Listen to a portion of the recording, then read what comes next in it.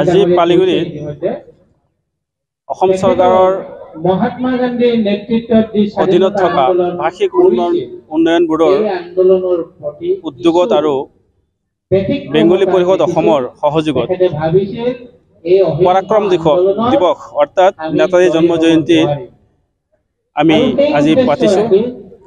তো আমি জন্ম জয়ন্তী সেইকাৰণে পাতিছোঁ যে আমাৰ দেশৰ এতিয়াও অনেক ল'ৰা ছোৱালীবিলাকে যে জন্ম জয়ন্তী নেতাজী কি আছিল, তেওঁৰ ব্যক্তিত্ব কি আছিল, তেওঁ কেনেকৈ ভাৰতৰ ইংৰাজৰ লগত যুদ্ধ কৰিছিল, কেনেকৈ তেওঁ শিক্ষা কৰিছিল, সেই বিষয়ে এতিয়াও আমাৰ ল'ৰা ছোৱালীয়ে বহুতো নাজানে। আমি পালিগুৰিত কেতিয়াও আমি পতা নাছিলোঁ, আমি এতিয়া পাতিছোঁ। আমাৰ বিশিষ্ট ব্যক্তিসকল ইয়াত আহিছে। আজি এটা সুন্দৰ এটা অনুষ্ঠান হৈছে।